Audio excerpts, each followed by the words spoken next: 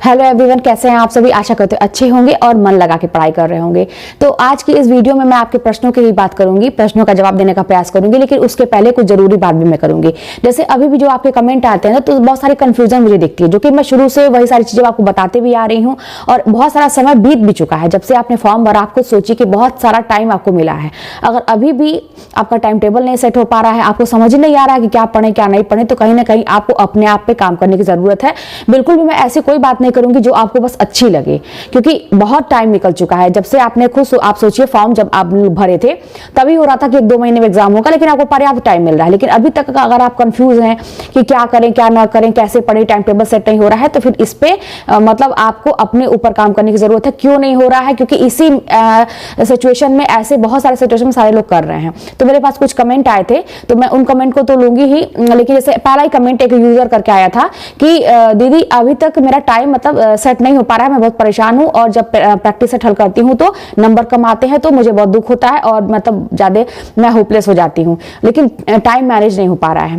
तो आप लोग खुद सोचिए कि मुझे तो ऐसा लगता है ना कि आप लोग टाइम सेट कर ही नहीं रहे हैं।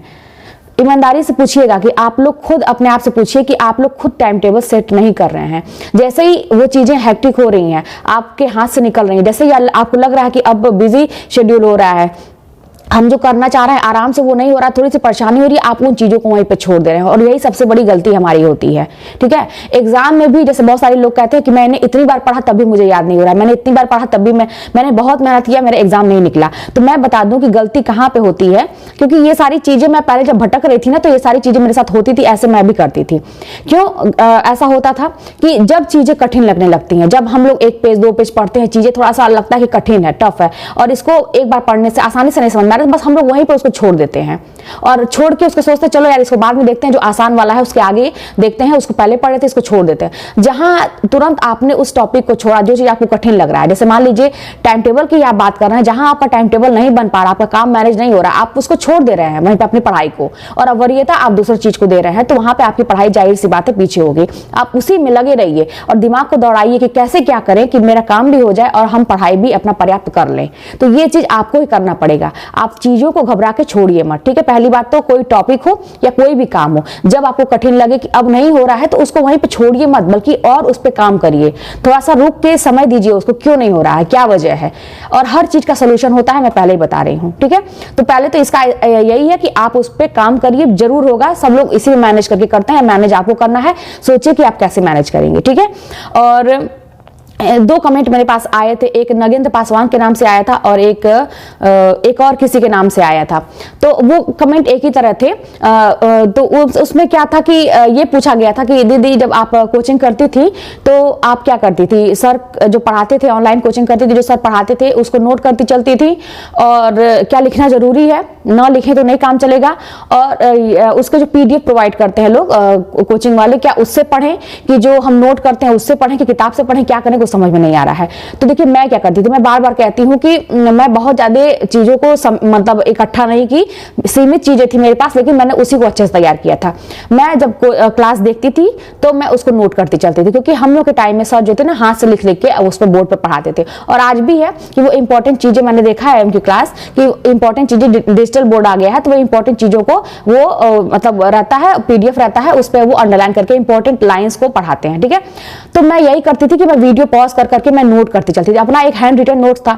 आप अगर नोट नहीं करेंगी, एक बात समझिए मेरे हिसाब से, अगर आप नोट नहीं करेंगे, कोई वीडियो आप देख रही हैं, अगर आप उसको नोट नहीं करेंगे आप लोग, तो उसको रिवीजन कैसे करेंगे? क्या बार बार आप वीडियो को प्ले करेंगे? क्या बार बार इतना आपके पास टाइम है कि आप वीडियो प्ले करके सुनेंगे? मुझे तो नहीं होता था ऐसे, क्योंकि मुझे पता है कि मैं एक बार जब कोई चीज सुनती हूँ ना, तो मुझे तुरंत भूल जाती है। मुझे भूलने वाली प्रॉब्लम थी, मैं अपनी कमजोरी जान चुकी थी, इसीलिए मैं कोई भी चीज, आज भी है, जब भी मुझे लगता है कि एक बार सुनने से काम नहीं चलेगा, भूल जाएगा, तुरंत मैं उसको लिख लेती हूँ। तो इसलिए मैं लिखती थी, अपने रिवीजन के लिए लिखती थी, क्योंकि मुझे पता था कि मैं बार बार वीडियो प्ले करूंगी और सुनूंगी, फिर वो आधे घंटे बाद भूल जाएगा, फिर वो मुझे भूल जाएगा, और कितनी बार आप वीडियो प्ले करेंगे? तो वही बात है कि आप लिखते चलिए, रिवीजन के लिए अच्छा रहेगा। PDF जो कोचिंग वाले प्रोवाइड किए थे, मैं उससे नहीं पढ़ी थी, क्योंकि मुझे टाइम ही नहीं मिला था इतना ज्यादा, मेरा नहीं हो पाता था। मैंने जो लिखा था उसको मैं रिवीजन करती थी, वही मैं अपना नोट समझती थी। और हाँ, मैंने लेकिन ओपन करके एक बार मैंने सरसरी निगाह से देख लिया था क्या क्या है उसमें, लेकिन मैंने उसे तैयार नहीं किया था, क्योंकि मैंने उसका प्रिंट आउट ही नहीं निकलवाया था। और ये किताब थी कुछ मूल पुस्तकें थी और आप लोगों को तो मैंने सारी वीडियो जो मैंने एक किताब के ऊपर वीडियो बनाई है वही सारी किताबें थी। प्रैक्टिस सेट था, मेन था कि एक एक टॉपिक तैयार करो और क्वेश्चन अपना उस पर सॉल्व करते जाओ। तो ये इसी से मैं करती थी। मैंने कोचिंग का पीडीएफ नहीं निकलवाया था, लेकिन आपको नोट करना जरूरी है। मैं तो यही कहूंगी कि नोट करना जरूरी है, नहीं तो आप वीडियो देख देख के कोई समझता ना। मैंने कुछ लोगों को सुना है कि मैं काम करती रहती हूँ, वीडियो चला के सुनती रहती हूँ। मुझे नहीं समझ में आता इस तरह से, क्योंकि मुझे भूलने की बीमारी है। मुझे ऐसा लगता है कि अगर मैं काम करती रहूंगी, वीडियो चला के सुनती रहूंगी तो वो बेकार है। मेरा नेट भी जा रहा है और मैं वो सुनूंगी तुरंत वो दूसरी तरफ से निकलता जाएगा। मैं जब तक बैठूंगी नहीं, कॉपी पेन लेके बैठूंगी नहीं, बाकायदे सुनूंगी, ध्यान से उसको समझूंगी नहीं, नोट नहीं करूंगी, तब तक मैं नहीं समझती थी कि मैंने कुछ देखा, कुछ पढ़ा। इस तरह से चलते चलते मैं नहीं पढ़ पाती थी। तो अपना अपना तरीका होता है। अगर आप लोगों को ऐसे ही समझ में आता है तो कोई बात नहीं है, लेकिन मैं ऐसा नहीं कर पाती थी। आप लोगों ने पूछा तो मैं बता रही हूँ। एक चीज और जान लीजिए, जो मैं हमेशा हर वीडियो में आपको कुछ नया नया बताने का प्रयास करती हूँ, कुछ हिम्मत देने का प्रयास करती हूँ कि आप ये मत सोचिए कि अभी आपकी स्थिति क्या है, आप कैसे घर में पैदा हुए हैं, अभी आपके ऊपर कितनी मुसीबत है, कैसे सिचुएशन है आपकी। अभी की स्थिति कोई मायने नहीं रखती है। अगर आपको सफल होने के लिए ये कोई भी परिस्थिति कोई मायने नहीं रखती है, कोई रुकावट नहीं बनती है। ये बस हमारे मन का एक वहम होता है कि हम ये समझ लेते हैं कि मेरे साथ ऐसा सिचुएशन हो गया था इसलिए मैं असफल हो गई, इसलिए मैं असफल हो गया ये सिचुएशन के कारण। ऐसी कोई बात नहीं है। अगर आप ठान लेंगे तो बड़ी से बड़ी कोई भी सिचुएशन हो जाएगी। आप उसी में से जिस चीज को आप महत्वपूर्ण समझेंगे, जो चीज होना है वो हो रहा है, वो हो गया।